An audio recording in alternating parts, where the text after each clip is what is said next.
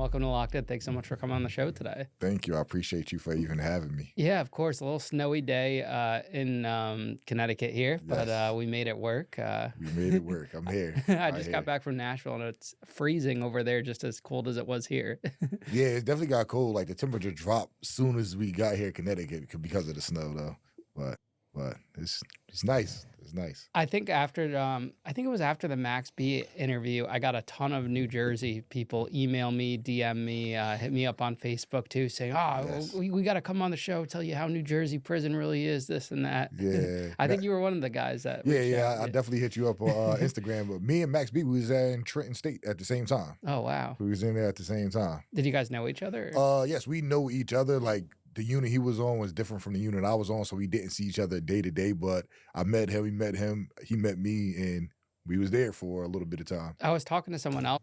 For context here, like I'm watching this interview simply because this brother was incarcerated with my older cousin.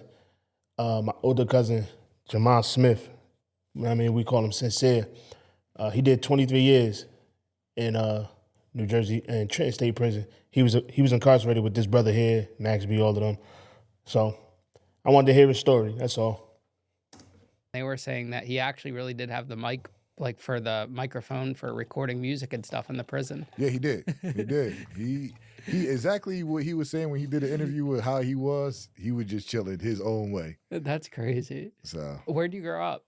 in New Jersey, Asbury Park to be exact. What was that like growing up there? Well, Asbury, that's the urban community. That's what we consider the hood. So growing up there, it's a lot of below middle class people that live there. And, it's 1 square mile. It's a small town.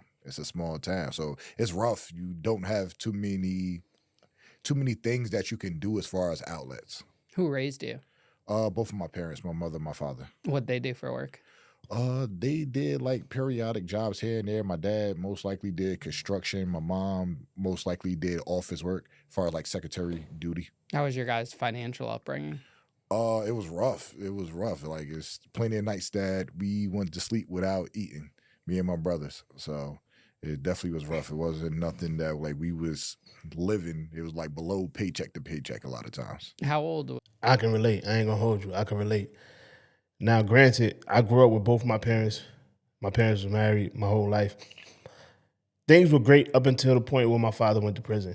When my father went to prison, shit got real. You know what I'm saying? Because my father was, the breadwinner in the crib, and he took care of the finances. So when he went to prison, shit got a little rough. Mom Dukes had to get 2 or 3 jobs to try to hold it down, and you know what I'm saying? We ended up losing the crib, bank foreclosed on the house, she couldn't afford the mortgage, all of that type of shit. So, listen, when you come from humble beginnings, man, your perspective on life is a little different. So I understand what he mean. Your brothers? My oldest brother is about a year and some change older than me, and my youngest brother is about a year and some change younger than me. So I'm the three, middle. three Yeah, of it's you three of guys. us. Was it hard being the middle child? They always say the middle child get left out a lot in life, but I think it was just life. I think that's just how it was, just being left out. But Who are you closer to, your mother or your father? I would say equally. I'm good with both of them equally. I think I probably had different conversations with my mother than I do with my father, but it's about the same. What was a lesson they instilled in you as a kid? Don't give up, no matter what you might face in life at sometimes. And that's something I still hold to me until this day, no matter what experiences I go through. How would your best friend in, say, high school have described yourself? He would probably say that I'm laid back and just like reserved as much as possible. Like I'm very humble. So do you think anyone back then would have ever expected you to end up in prison? No, even when I first got arrested, a lot of people that read about it was like, yeah, they got that wrong. Was that the first time you ever got arrested? Yes, as an adult, yes. I had like little juvenile, like little charges here and there that I went to the youth house maybe a couple of times, but as far as adult, that was my first time. How old were you when those juvenile? And I ain't gonna lie, that's the delusion most people live under. Now, because the brother just said he was in and out of juvie. So as an adult, when you hear about somebody getting arrested, how is that like shocking or surprising? You did like we gotta be honest with ourselves here. You dig what I'm saying? We have to be honest with ourselves because we all know we have those family members that you know that they involved in some nonsense. You dig what I'm saying? You can't be shocked when the consequences finally catch up with them. You understand? Infractions happened. I would say 16 years old and 17 years old. And what were those about? Just like little criminal mischief here, and get picked up with like having a pocket knife with me here, and then after a while they tally up, and then now I find myself in the youth detention center. Did a couple of months the first time. I think I did 6 months overall. I did maybe 2 months there and 4 months in a residential program, and then the second time I did about 2 months, and then I went down to Jamesburg, what is like technically the juvenile prison in New Jersey. All over those small things. Small things. Wow. Small things. It sounds like there's kind of like a flaw in the system then for that. No, I believe it is because they want everybody to rehabilitate themselves, but they don't necessarily give you all the tools to rehabilitate yourself. It's like when I was arrested as a juvenile, it was kind of like playtime a lot of time. Like you go somewhere, you had access to use the phone all day, every day. You're not locking in the cell. It's like a dormitory type setting. So you just having fun with a lot of guys, either from around your way or guys you link up with from different towns. And what were you thinking of career-wise when you were in high school? My two main things was basketball and business. Like as far as I can remember, those were my two aspirations. By the time I got to high school, I played basketball a little bit, but things got rough, so that let me, venture into the streets. And business is like something I always was fascinated with learning, just to be an entrepreneur and do my own thing. What do you think was that? I like the second part of it, the business part, but the basketball shit, like we gotta be more honest with our people. You know what I'm saying? Like the odds of going to the NBA are so slim, and it's like everybody has aspirations of NFL, NBA, and all of that type of shit, or rapper. Like those are like the main three coming out of the hood: is basketball, football, rapper. Like come on, fam. We got it. There's way more other things. You feel what I'm saying? Like, if you don't want a traditional 9 to 5, I understand that. You know what I'm saying? I understand you don't want to do the traditional 9 to 5 shit. You may want to, you know what I'm saying, work for yourself and all of that. But I believe we need more images of more things, right? Like more successful things, like real estate agents and fucking surgeons and you know what I'm saying? Like I believe we need depictions of more of that. You feel what I'm saying? And I mean like successful. You know what I'm saying? Because a lot of people that come from urban areas, it's always sports or music. You know what I'm saying? It's never no other shit. Now it's getting more to the point where they're seeing a lot more entrepreneurs. They're seeing people that are successful. But then again, social media is full of so much fluff and bullshit that, you know what I'm saying? Like a lot of people be lying. So it's like, you know what I'm saying? You need more people that are honest and truthful. Like, yo, I was fucked up for the first couple years and I ain't get it right. And you know what I'm saying? Like shit like that. Nobody ever talks about, you know what I'm saying, the journey. They just show you the finish line. That's it. They don't document the journey though. You know what I'm saying? That be the shit that I feel like should be shown more. But Defining moment that led you to the streets that you were just discussing? If I could think, I would say my 8th grade year. The 8th grade year. Like things was always rough leading up into there. But my 8th grade year, I remember I got a letter from this organization called People to People. And basically what they did is they got young kids for whatever sport, and you would go across seas during the summertime. And I remember that I got the registration. I was excited about it. I'm online trying to reserve myself moms couldn't for afford it, and it cost $300. So I'm about 12 years old, 13 years old. So I go to my parents and I'm like, yo, I need this $300. And they're like, nah, we don't got it for you. So that kind of like killed my spirit because Damn. all I did up to that point was play basketball every day. And then from there, it's like, I can't even do something I love doing. So it had me veer off into the streets from that point. How different do you think life would have been if they had just paid that $300? I think it would have been different in the sense of I definitely was focused. Like I said, I played basketball, whether a school team, whether It was AAU one-on-one tournaments, basketball camps, going to the course after school. So I believe that at that point in time, if I would have had the opportunity, it would have changed a lot of stuff in my life because it would have allowed me to see what the future could hold to me as far as pursuing playing basketball as a career and going to college. But it got taken away from me. Did you ever look at other kids or other families and say, if I had just been born into that family, my life would be so much different? Of course, I think a lot of us that come from the communities that we do think that at one point or another. Just think that only if I had a little bit more parental guidance, if I had a little bit more of, structure or a little bit more money in my family that I could possibly do these other things. I ain't gonna lie, that's kind of that's powerful because I know a lot of people that have done some fucked up things in life simply because they didn't have access to anything else. You dig what I'm saying? Like I had this conversation a little while back, and most people, at least I can speak for my generation, right? Most people that was in the street, they really didn't have a choice because most of them jumped in the street at an age where they couldn't go out and get a regular job. But shit is fucked up at the house. You know what I'm saying? Ain't nothing to eat. Lights is off. Water's not running. Bills is past due. Rent is behind.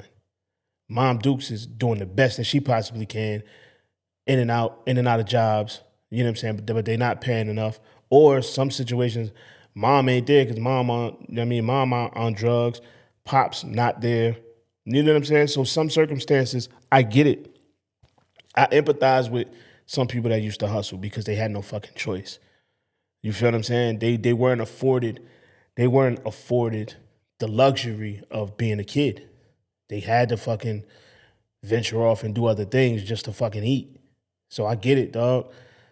And I understand his point where if his parents had the 300 to send him to this overseas camp or some shit, maybe that would have veered him in a different direction. Who knows? You know what I'm saying?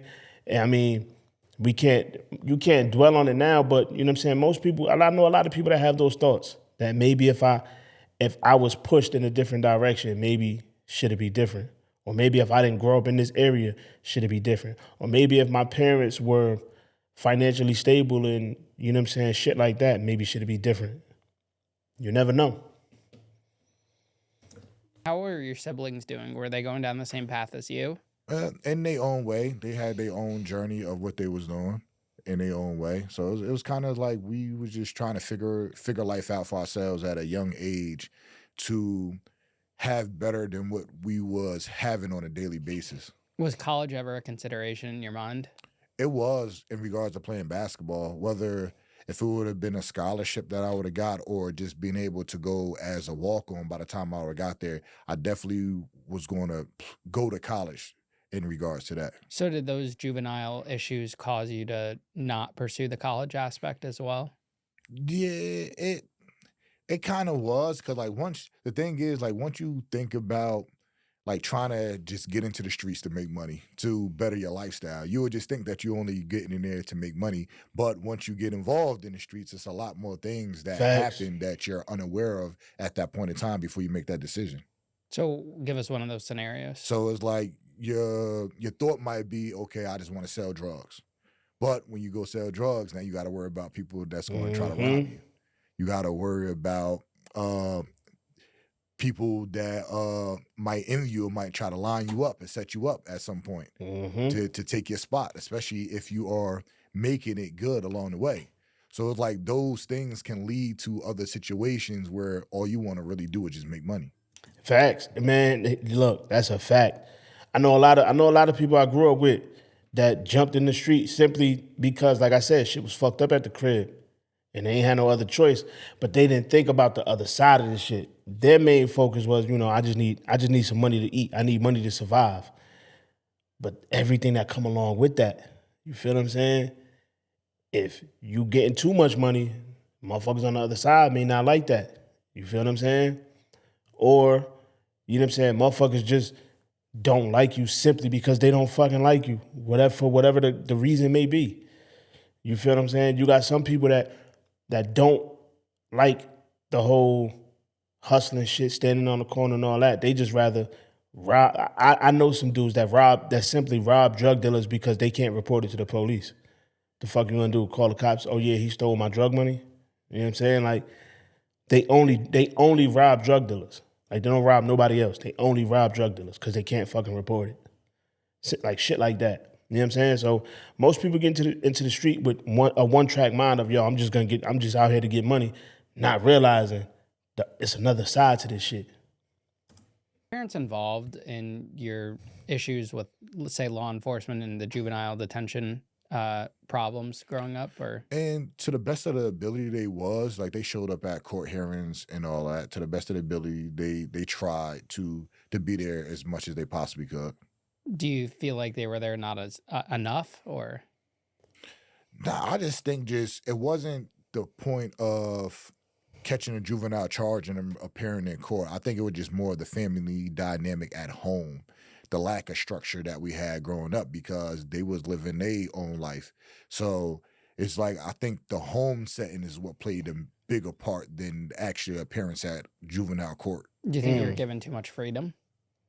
Yeah, I think any kid that get too much freedom, you just gonna go rogue and just start doing what you want to do, especially Facts. when you live in a crime infested environment. So, like in the beginning, of course, you don't want to get caught, but the more that you see how you can get away with it, and then you have nobody watching over you, Facts. of course you're gonna be like, yeah, this right here is a way I can make money. Yeah, it'd be interesting to see if you took, say, like a rich kid that grew up in the suburbs and grew to be successful, if he grew up in an area just like you did, what that outcome would be, if it would be a similar outcome as yours.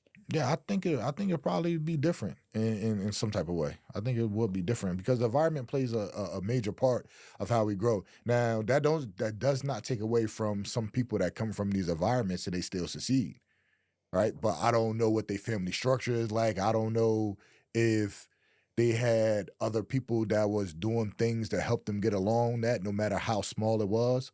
But just having a lack of family structure or just any guidance, whether it's your parents, your grandparents, that is not trying to keep you on a straight and narrow path, it'll make it hard for you. Or Facts. some people still have those stumbles with, say, the law early on, but they're able to escape that life and then Yes. become successful before something significant happens. No, I agree.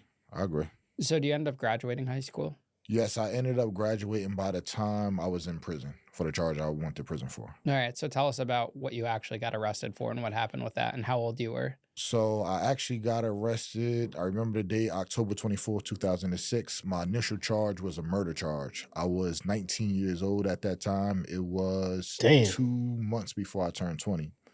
And I got arrested in Pittsburgh, Yeah, Pennsylvania. he my age. I was there for maybe a week and they extradited me back. I would say a couple of months into the process, I got indicted for the attempted murder charge that went along with the murder charge. So those was the actual charges. As far as the situation goes, just growing up in the environment that you grow up in, you have your group of friends, you have other people, and it was just a lot of back and forth between other individuals that really didn't involve me too much, but loyal to my guys. So it led me into a situation whereas me and the guy that ultimately died, we had a conflict type of situation and, shots went back and forth between us. And one of his friends got shot. And then a couple of days later, we ran into each other again, took a shot at me again, and it ended up me shooting him. So he got shot about 5 times, and that's what caused him to die. So that's how I got the murder charge, and that's how I got the attempted murder charge. So the Damn. attempted murder was for the first time, and Was the then first time, 3 days prior. okay. And Damn. were you in a gang or Yes, part of the Bloods. okay? And was he in the same gang? No. So it was it was gang on gang. No, it wasn't even gang on gang. He was just well, at that point in time you could say regular in the sense that he didn't have any affiliations. Okay. So he was just regular, and that's what I was a part of. But he was still in the streets. Yes, still in the streets with his own guys. So this wasn't, say, an innocent bystander. Not Okay. at all. Now, after those shots went off the second time, did you know you killed him in that moment, or did you leave before you found out? No, I left before I found out. And, in my mind, I'm 19 years old at the time. And regardless of the situation that happened, you hear it a lot growing up is like, there's no such thing as self-defense. There's no such thing. Well, Yeah, I not in New found out later Jersey. that that was a lie, but that was just my thought. And I ended up leaving New Jersey and going to Pittsburgh. What do you mean by hearing there's no such thing as self-defense? Yeah, that's like one of the things that I heard growing up in my environment my whole life. Like, it was no such thing as self-defense. Wow. Right. And people will really say that. And then you hear it so much, you believe it. So in my mind, I'm like, okay, I'm 19. I know he's hurt. I don't know if he's dead, but if he do die, even though I did defend myself, it's like your mind is just saying there's no such thing as self-defense. So I don't know how the outcome is going to be if I were to be arrested. Yeah, I mean, Hey, I ain't gonna lie. I used to be one of those people. Like in Jersey, if you grew up in Jersey, you heard that shit your whole life. There's no self-defense laws in New Jersey. We heard it our whole lives. You know what I'm saying? At least I know I did. You know what I'm saying? There's no self-defense laws in New Jersey. Now, granted, I still don't know what the self-defense laws are in New Jersey. I still don't know. I don't live in New Jersey no more, but growing up there, I heard it my whole life. There's no self-defense laws in New Jersey. So I can understand at least him being 19 in that situation, hearing that shit your whole life, there's no self-defense laws. I understand why he ran. I get it. You know what I'm saying? I understand it. Now, is that the way the story went? Is that the way the events went? I don't know. I wasn't there. You know what I'm saying? But if that's how the shit played out, then, you know what I'm saying? I understand why he ran. I get it. growing up, all I heard was about self-defense. You see that in movies and TV shows Yeah. and stuff. That's interesting. Yeah. How many other people knew of the shooting at the time when you ran? Uh, I would say a few. You saying when it first happened? Well, the second time when the Oh, the guy, second time? Yeah, well, nobody knew about it. I just became a suspect because one of the guys that was his friend happened to be in the area Mm. and said that he seen me do it. How did you first find out you were a suspect? It happened on a Wednesday. I remember it was October 18th. So think about by that Friday, I was looking myself up on the internet at that time, and it popped up there like, yeah, you got a warrant for you. And it was for murder right away? Yes, it was for murder. It wasn't the attempted murder wasn't even attached to at that time. It was just for the murder because he died. So now I'm looking at myself on the internet, and yeah, they're looking for me. How did you feel finding out that he passed away? It's an unfortunate situation. Even back then, I look at it as unfortunate. Like, we're kids growing up in an environment, and it's like a dog eat dog type of world environment. Like, you with your guys, I'm with my guys. And even at that, I still kind of looked at it from a standpoint of like, that's still somebody family, still somebody's son, or whatever the case may be. And regardless of how much I felt that I was justified for defending myself, it's still kind of crazy for somebody to lose their life. Do you remember how old you were when you were first introduced to a gun? I would say about 14. And was it the gang that introduced you to a gun? No, just regular, just being out in the streets. Why do you feel like you needed one? Well, in the world that we lived in that environment, it's like if you know what you're going to get into the streets, the more that you in there, you're going to want to protect yourself. So you go on the run. How do you get caught? You see it in the news a couple days later. Yeah, I don't know the exact way of how I got caught, but for some reason they found out where I was at in Pittsburgh, and the U.S. Marshals had ran in the house about 4 o'clock in the morning. Whose house was it? The girl I was dating at the time, it was one of her family members' house. And did you have a kid yet at that time, or? I had 3 kids. Yes. Damn. Already at Yes. 19? Yeah, I had 3 at 19. My son and 2 daughters at that time. Wow. They were. Damn, 3 kids at 19? Boy, it's clearly you ain't had no damn hobbies, my boy.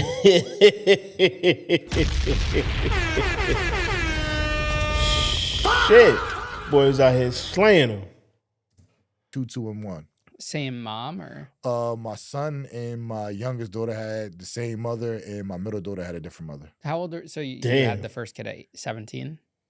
Yes, around 16. 16, yeah, 16. Wow. Do you feel like you were even a father at that point in time? No, because like the fatherhood is more than just handing money over and doing that, like spending the quality time. So it's like being that I was in the streets, like I spent time with my kids, but not as much as I would say that a father should do. So it was just more of if their mother called me and say, your son or your daughter need this, here go the money, go do what you need to do to get it for them. And that was that. Was your side of the family involved in raising the kids? Yes, when I was in prison, they absolutely were. What about the mom's side? Oh, everybody was. When I went to prison, everybody was involved in helping raising. So they came from good families. Yes. Okay. So they drag you out of the house, they arrest you. Where did they bring you? They took me to a federal building in Allegheny County. Was this a federal case or? No, it was a state case. Okay. But being that I was in another state, they had contacted the U.S. Marshals to apprehend me.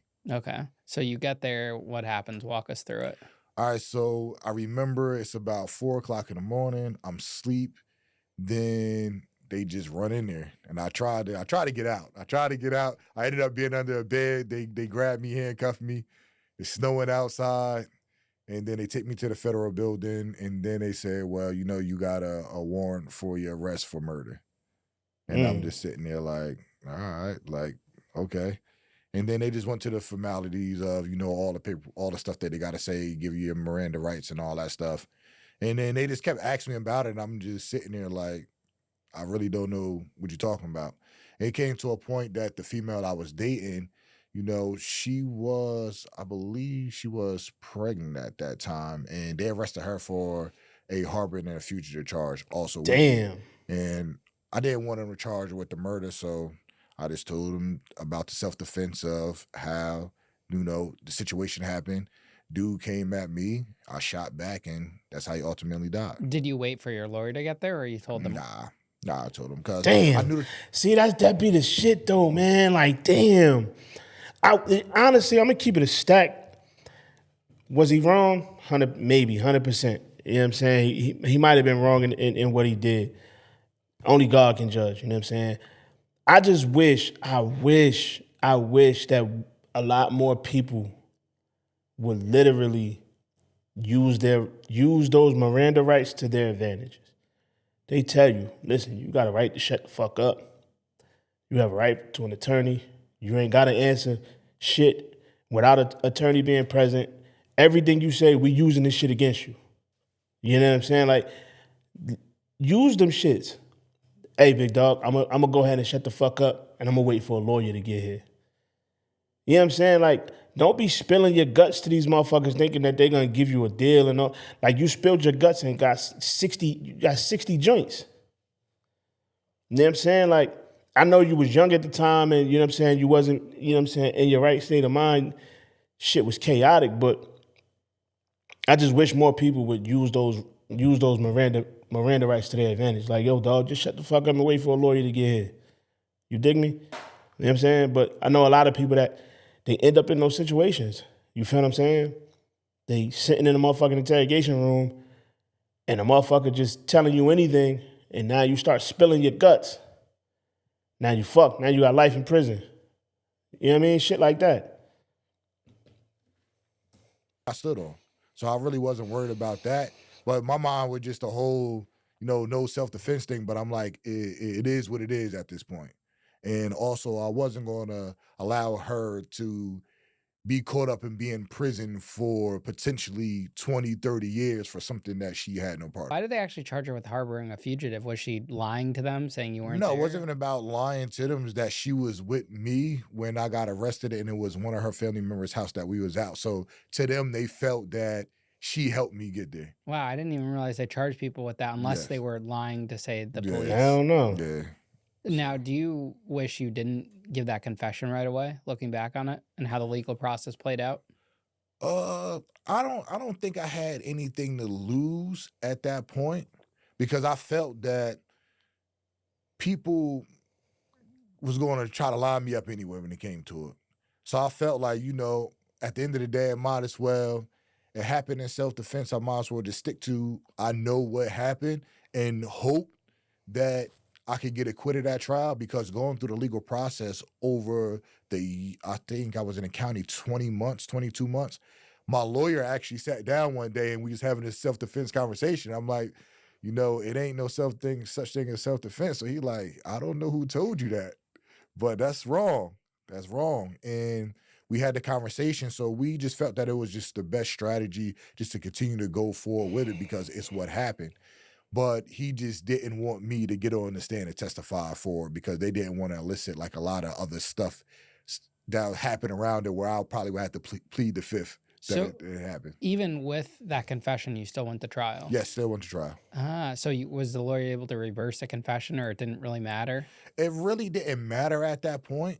It really came down to, I believe the trial was a couple of witnesses that the state brought along. And these are some people that are supposed to be, quote unquote, from the streets tied to the dude that died, and they made statements. So them making statements and then try to renege on the statements, it kind of already put me in a bind because the jury, I believe, looked at it like, this is this guy's friend. They got to know what happened. So they believed the version that they gave to the police. Now, those guys that were in the street, Listen, dog, I'm gonna keep it a buck with you. Niggas talk all this don't snitch shit and I don't snitch and a rat this and a rat that. These motherfuckers been snitching since the beginning of time. Ain't no fucking integrity in the streets, my boy. I don't give a fuck what nobody tell you. I don't give a fuck what they tell you. These motherfuckers ain't got no fucking integrity in the street. Ain't no integrity in the streets. It's a bunch of snake ass niggas running around. They talk all this goofy shit, but when it come down to it, a motherfucker get on the stand and point. I done seen some of the most gutter niggas that y'all think is real niggas sit on the stand and point. I done seen some of the most thorough niggas sit on the stand and say and spill their motherfucking guts. You know what I'm saying? Like I done seen videos of niggas in interrogation rooms crying their motherfucking eyes out, spilling their motherfucking guts. Ain't no motherfucking integrity in this shit. Y'all need to stop believing that shit. Shit don't work like that. And that whole snitches get stitches shit, that shit is false too, because them niggas will tell and go right back to their hood like nothing ever happened. I guarantee you it's a group of niggas right now in any hood in America right now chilling with a nigga that sat on the fucking stand and told. And they making excuses for this shit like, nah, he ain't tell, he ain't really, man, fuck out of here. Nobody wanna hear that bullshit. The streets is a myth, my nigga. they make statements. What was the benefit for them? Did they get off on other charges, or because their friend's already dead? They So. had their own situations going on at the time. I don't understand it. I don't know why. Like growing up, even with at that point in time, I thought we lived by a certain code. Fuck no, but ain't no code. It didn't happen, and they said what they said. I know you didn't, but would there have been an opportunity to inform on others that were a part of it? Say guys that were shooting back at you, or? One of the guys, he was charged with his own charges, and he was facing 20 years. After he made a statement, he only got 6. Wow. So I believe that was his incentive. So how does that make you feel looking at it? Shit don't mean nothing. I'm saying it's tough. It's tough because I feel like if you really felt some type of way, you could have probably went about it a whole different way. But it happened. Couldn't change what happened. It happened. So it's like something I wouldn't have did. But What was the first plea deal they offered you, if they offered you any? first plea deal, 50 years. 50 Damn. years right off the rip? 50 years right at the red. That was in my discovery. Wow. 50 years. Then it came to, I think, about a month and a half before I went to trial, and they offered me at 18 with 85. So the outcome is technically the same. Still the same. With how things played out. Yes, give or take a few years, depending on how you look at it. And some stress. Yes, and some stress. But because of the factors of how I ain't gonna hold you. The 18 with 85 would have been better than the 19 he did. You know what I'm saying? Like, because what that means is for those of y'all that don't know what that means, it means they'd have sentenced him to 18 years, but he'd have been eligible for parole after doing 85% of his time. So You know what I'm saying? If you do the math on it, I don't know what the math is, but I guess we can do the math together. Fuck it. 18 times 85%. It's 15 years. 15 years and a couple months. You know what I'm saying? So, I mean, he could have potentially did 15 and walked out. You know what I'm saying? So, yeah, the 18 probably would have been taking that plea probably would have been better than what he got, because I think he said he ended up getting 60. So shit. At home is completely different from, the sentence that I got. True. So I think that's the difference underlying the thing right there. Tell us about your time in county while you were awaiting trial. 22 months, they had me locked in on J-Pod, J2, I believe it was. And basically, I only came out an hour a day. It's kind of like a segregated unit that they keep you for high profile cases. And I come out maybe Monday through Friday for an hour. Other than that, I'm locked in the cell, and then the weekends, you're not coming out. So it's basically 23 and 1, 5 days a week. And was your case that high profile that they had? Yeah, it was high profile to the extent that even after I got arrested, I was reading in the newspaper, because of the locations of where they happened, it was by a middle school. They even announced it on the middle school and through the public school system that I was arrested, because they made it bigger than it was. I was just super big threat throughout the whole town. So that's why they kept me back there. Was bond or bail even a thought? Hell no. $2 million. Oh, so if you had paid that, what, 10%, you could have got out? It was $2 million cash only. It was ain't no 10%. They was not trying to let me out. When I first got arrested and I was in Pittsburgh, my bail was $1 short of $10 million. Damn. Wow. So they gave you bail in Pittsburgh before? Yes, they gave me bail in Pittsburgh. Like I said, it was $1 short of $10 million. Really making that, and then when I got extradited back over here, it was like $2 million. Why? They should just say no bail instead Yeah, of for actually real. putting a dollar amount on it. No, I agree. We did a bail hearing, and I think the odds were stacked against me the whole way, because we did a bail hearing. My lawyer said because of the evidence that had come out and that it could show self-defense, he went to opt for asking that my bail get reduced to $150,000. And I'm like, that's kind of crazy. You try to go from $2 million to $150,000. We ended up getting denied, but the judge basically said that he denied my bail for 2 reasons. Before he even said, I guarantee you one of those reasons is because you ran in the first place. They ain't gonna give you bail if you already ran. You know what I'm saying? They found you in a whole nother state. So you get bail 9 times out of 10, they feel like your ass gonna haul ass again. It's because I got locked up in Pittsburgh. And 2, it's because either my family knew where I was at and they didn't tell the court system, or 2, me and my family wasn't that close. And I'm like, what does that have to do with a bail hearing? But that was his reasonings. He was pissed at you. Yeah, because they know you was gonna run. I feel like sometimes judges do bring emotion into it. 100%. They do. He was the assignment judge, but he opted to keep my case himself instead of passing it off to somebody else for whatever reasons. I still do not know. You mean like the magistrate type judge? Yeah, like the ones, he the one that would get in and say, okay, well, you're going to take this case, you're going to take this case. He actually kept my case himself. Now, being in a lockdown facility like that, do you feel like made you itch towards wanting to take a plea deal because it was such a miserable place? Or did you think in your mind you were going to hold strong to go to trial? No, I wanted to go to trial because I knew what happened. And I believe the facts, once we started getting the discovery, a lot of people that made statements or a lot of the evidence, it leaned towards everything that I was saying. Like in my attempted murder case, the guy got shot once. They found bullet projectiles in 2 different directions. I can't, with 2 different calibers of guns, that can't be me. So. But just the physical pain of being in a facility like. I'm not gonna hold you. That kind of really don't matter if you think about it. Just if you think about it. This is just me being objective here. Because it does not speak to who shot first.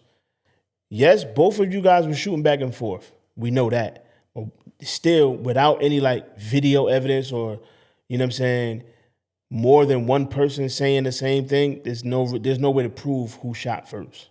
You dig what I'm saying? So it kind of really wouldn't matter. You dig what I'm saying? Granted, it like I said, it does state, okay, yes, there was bullets coming from this direction, there was bullets coming from that direction. We still don't know who shot first. And it's mentally draining too. It is. Did It that is. make you want to say, hey, let me just take the plea deal to get out of here? Nah, but it was all or nothing. It's either I'm going to prove that everything happened in self-defense, or if I lose, I know I'm going to end up in prison with a lot of time. How hard is it to fight your case from, say, a facility like that? It's hard because if you're on population, they allow you to go to a law library. Being that I was in the J2 pod, which is kind of like, it's like involuntary protective custody that the prosecutors put you in. They don't allow you to go. When I was there, they didn't allow me to go to the law library. Isn't that your legal right to go to a It's your law? legal right. They'll tell me, fill out the form. We'll have somebody go get the cases that you need. But I never knew anything about the law in the sense of how to look up cases. So it just didn't work out. Now, is your lawyer just That's mailing fucked you in up. files, or do you only get to see everything through legal visits? Or is it like now where there was some type of laptop or computer you could have in the cell? Back then in 2006, he'd come in person and we'd just sit down and go over the stuff. He'd show me a statement that a person made. He'd ask me my opinion. Did I know the person? Did I not know the person? And then we'd just try to go through the statement in a way of how we can, deflect or, show that this person is lying in some type of way of what they're saying. And is he court appointed, or did you pay for him? Yeah, he was a public defender. He was court appointed. How do you feel like he did? Uh, Yo, I ain't gonna lie, that shit is tough. Fighting a homie with a public defender, shit, man. In most cases, man, them niggas is just there to arrange a plea. Going to trial with a public defender is tough, man. And I understand they passed the bar, that they're a lawyer, but you got to understand the caseload that some of these motherfuckers be having. They don't have the capacity to put 100% into your case, especially if you got some public defenders that they deal with 25 cases at a time. You dig what I'm saying? Dealing with that type of caseload, me personally, I wouldn't trust that he would put forth the greatest effort to, you know what I'm saying, get me the fuck up out of the situation. That's just my way of thinking, you know what I'm saying? Because their caseloads is crazy sometimes. You dig what I'm saying? I feel like his intentions was right, that he actually wanted to do right by me. And I think he went about a lot of things in the right way to try to help the best way that he could. But I also think that he probably could have did a little bit more in regards to investigating a lot of different stuff that probably could have helped us out. He ain't had time. But I think he did the best that he could under the circumstances. Do you think a lot of that has to do with their caseload and what they have on their plate? Facts. Maybe. But I think it was an uphill battle the whole time just because the odds were stacked against me because of how the judge was acting from day one that I seen him. Tell us about going to trial from jail, every day, going there, the process, how long the trial was, all of that. So my trial started, I would say, I believe June 2nd or June 3rd in 2008. I was already in the county about 20 months at this point in time. But they'd just come get me every morning once trial started. We'd go. We did our jury selection for the most part. That took us a couple of hours.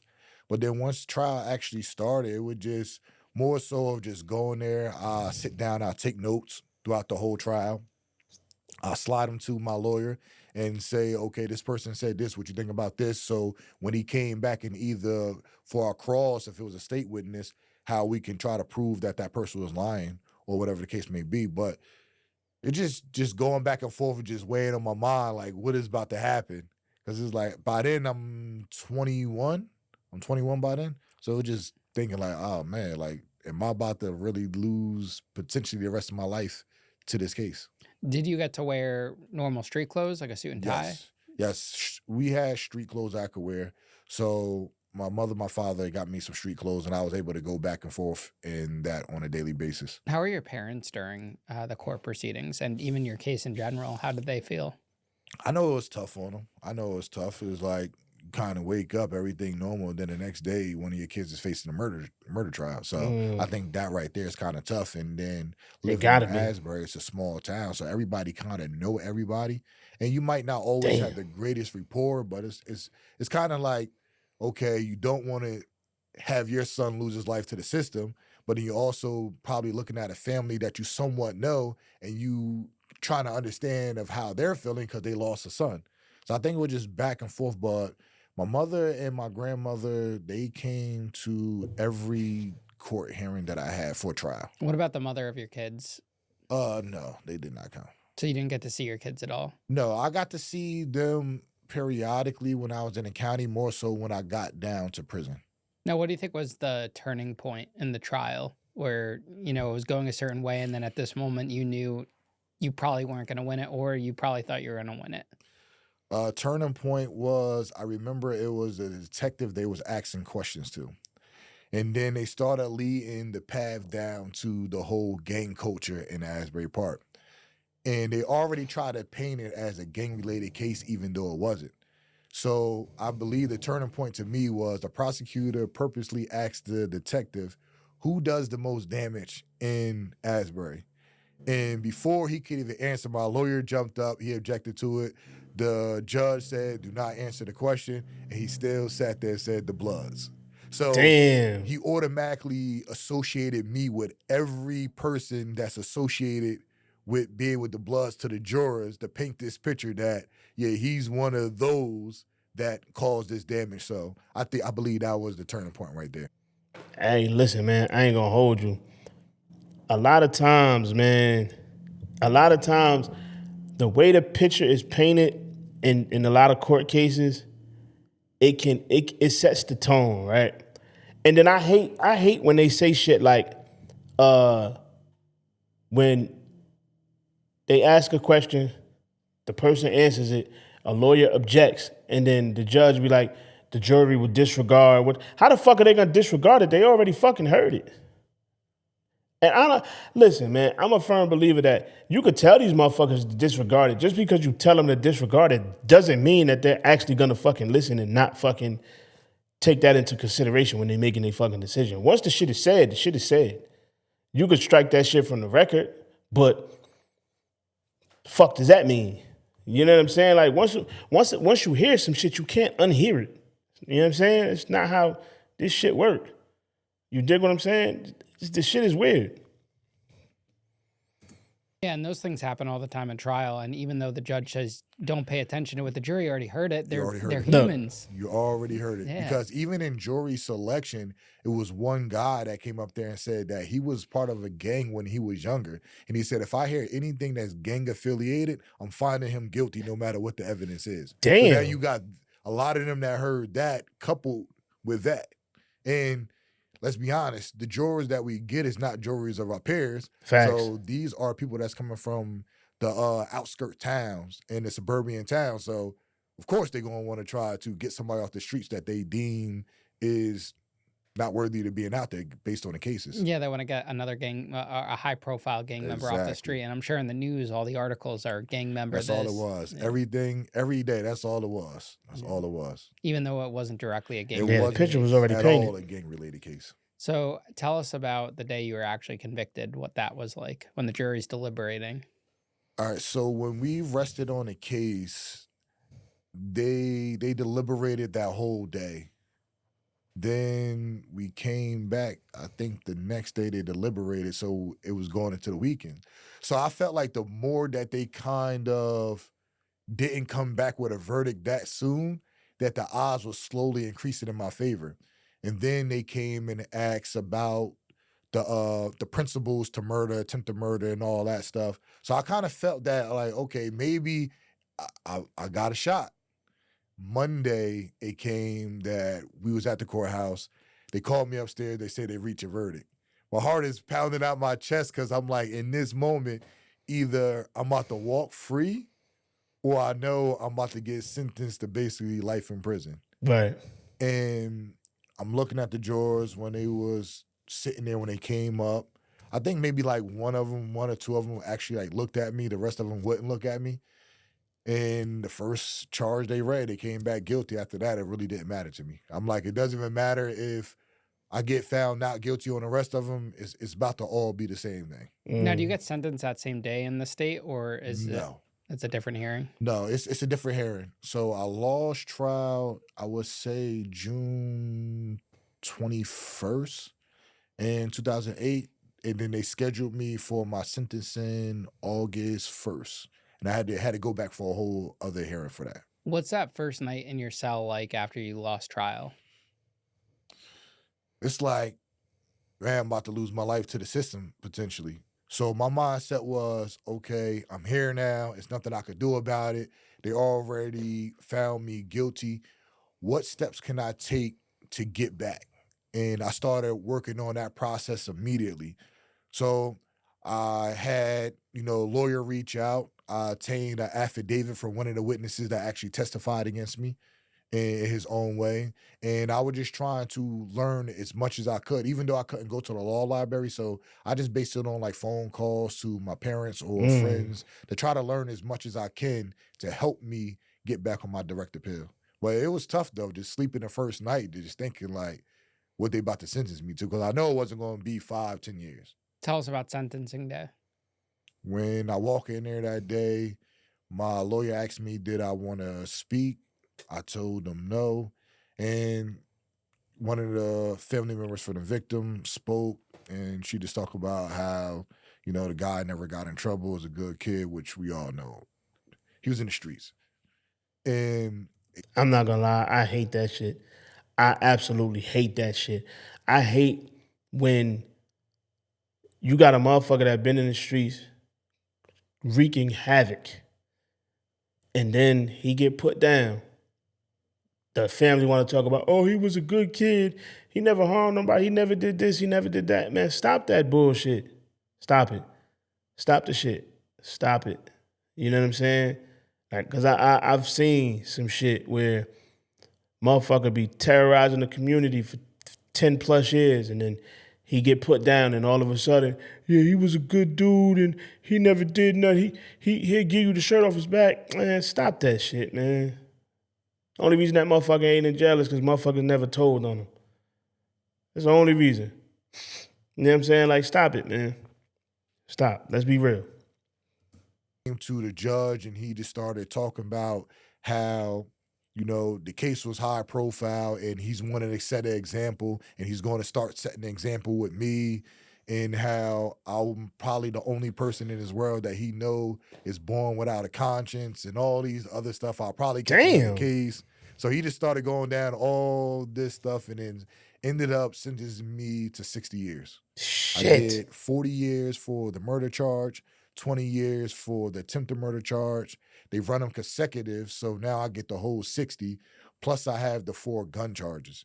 But once I lost, I really wasn't even thinking about how much time I got. To me, it's like all the same thing. You get 50 years, you get 60 years, all kind of the same thing. Yeah, I've heard from people Damn. where they get a sentence like that, and they, in their mind, they already sentenced to that after they lost. Yeah. Sentencing is just a formality, and they don't care. They're indifferent to Yeah. it. It really didn't matter at that point. If it would have said 70, it really didn't matter, because it's like it's nothing I could do at that point. The only thing I could worry about with that point was making sure once I got to prison to do everything I could to put myself in position to be free. So was your mentality going into prison not the same mentality you had on the streets? Yes. Yes. I'm thinking it's hard though, because you're angry. I'm angry for a period of time that I lost. I'm angry because some people lie. Whereas, even though, okay, if you're going to say something from the street, just tell the truth. Then I wouldn't be in a situation. So I'm angry to that extent. But slowly, once I go into prison, my main focus is just, what do I need to do to be free? Because I know I want my freedom back. By the time I lost trial, my kids was 4 years old at that time. My son was 4, my daughter was 4, my youngest daughter was 3. So I know I'm going to miss a good part of their life. And people don't realize when you get incarcerated, your family and your friends that's close with you is kind of incarcerated they come with with you you. in their own way, Mhm. because they're tied to you. So my mindset would just do whatever I need to do to get home.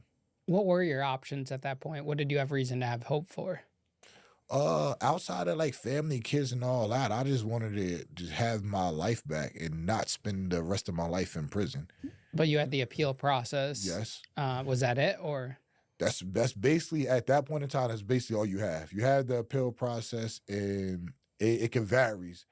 You will get down there, and this is like the crazy thing I learned about the prison I went to, New Jersey State Prison in Trenton. When I got down there in 2008, a lot of people are so defeated already that as soon as you walk in there and you get to know some people, the first thing they tell you is, "Yeah, don't worry about winning your direct appeal. You're probably gonna do at least 10 years before you get home."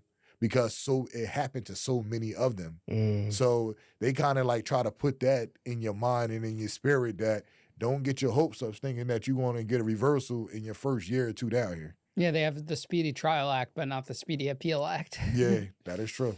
That is true. Damn, son. I ain't gonna hold you. That shit'll fuck you. That'll fuck somebody up mentally. You know what I'm saying? That'll fuck somebody up mentally.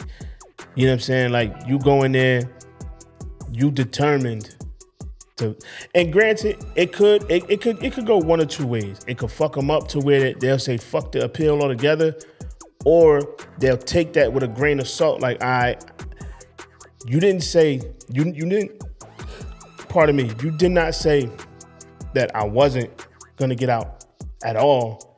You just said, it probably won't, it'll take me 10 years, 15 years before it. So you could take it one of two ways. You feel what I'm saying? Me personally, I would take it as, okay, these motherfuckers been here for a while. They see how this shit working. All right, I'm gonna have it in my mind. I'm gonna be in this motherfucker at least a 10 piece. I'm gonna be here at least a 10 piece, maybe more. But I'm gonna figure out a way. Especially if my charges wasn't too crazy, I'm gonna figure it out. Me personally, I'd have took the 18. When they told me 18 with the 85, I'd have took the 18. Because I know, for one, I know I actually did this shit. You dig what I'm saying? Like, I know I actually did this shit. You feel what I'm saying? I'm taking the 18, me personally. Because I know ain't no getting out of this shit. I did it. I know I did it. I'm gonna take the 18 with the 85 and possibly get the fuck up out this bitch in 15. I'm gonna take that all day. All day I'm gonna take that. But, you know what I'm saying? Y'all let me know how y'all feel in the comments, man. I'm gonna do a part 2 to this. I'm gonna break this up into 2 videos. You know what I mean? It's a long ass video. So I'm gonna break it up. I'm gonna do a part 2 so I can hear the rest of his story. Before you go, you already know I need you to like, comment, subscribe, all that good shit, man.